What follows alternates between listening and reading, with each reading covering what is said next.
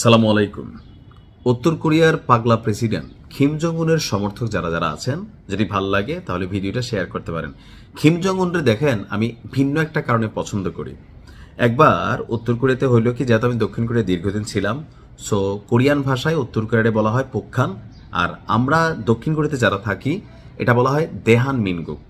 অতীতে একই মা ছিল, কিন্তু মার্কিন যুক্তরাষ্ট্র, জাপান এবং পশ্চিমাদের গুটিবাজির কারণে দুইটা রাষ্ট্রে পরিণত হয়েছে।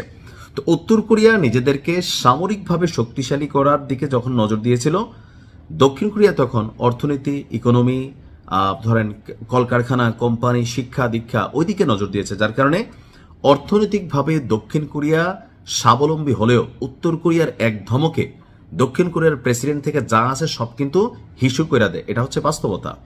আর আজকের দিনে উত্তর কোরিয়া নিজেদেরকে এতটা শক্তিশালী করেছে যে খুব মার্কিন যুক্তরাষ্ট্রে গিয়ে সরাসরি আঘাত আনতে পারে এমন মিসাইল, পারমাণবিক সক্ষমতার সর্বশীর্ষে উঠেছে। তো কিমের গল্পটা বলি, তারপরে বলি আমাদের মূল আলোচনা কি মারছে। অপেক্ষায় থাকেন। তো একবার উত্তর কোরিয়াতে ফসলের ফলন কম হয়েছে। কেন কম হলো? ইনভেস্টিগেশন রিপোর্ট দেখলাম। উত্তর কোরিয়ার প্রেসিডেন্ট কিম জং উন আপনার সেখানে পরিদর্শন করতে গিয়ে দেখছে যে ফসলের মধ্যে কীটনাশক, পোকামাকড় বেশি ছিল এবং কি বন্যার পানিও ছিল।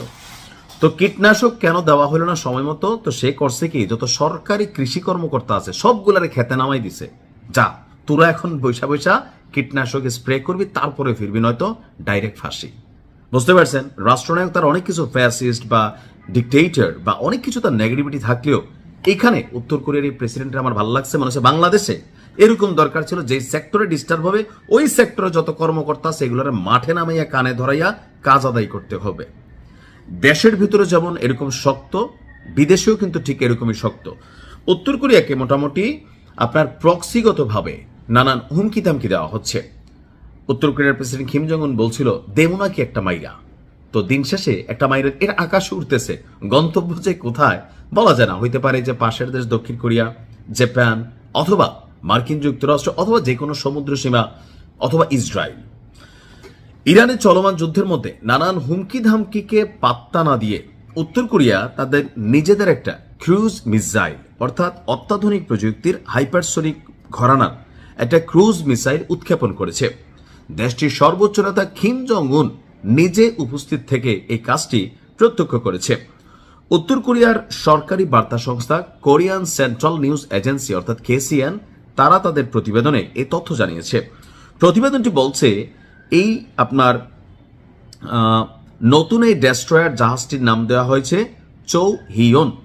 500 টন ওজনের এই জাহাজটি তৈরি করেছে উত্তর কোরিয়ার বাহিনী, আর সেই জাহাজ থেকে শুধুমাত্র ক্ষেপণাস্ত্র নিক্ষেপ করা হবে। উত্তর কোরিয়ার পশ্চিম উপকূলে ডেস্ট্রয়ার জাহাজ থেকে এই ক্ষেপণাস্ত্রটিকে উৎক্ষেপণ করা হয়।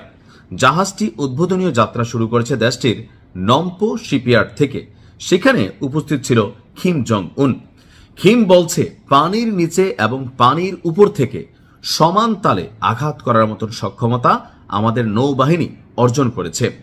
আমাদের নৌবাহিনীকে পরমাণু অস্ত্রে সজ্জিত করার পরিকল্পনা ইতিমধ্যেই অনেক দূর অগ্রসর হয়েছে।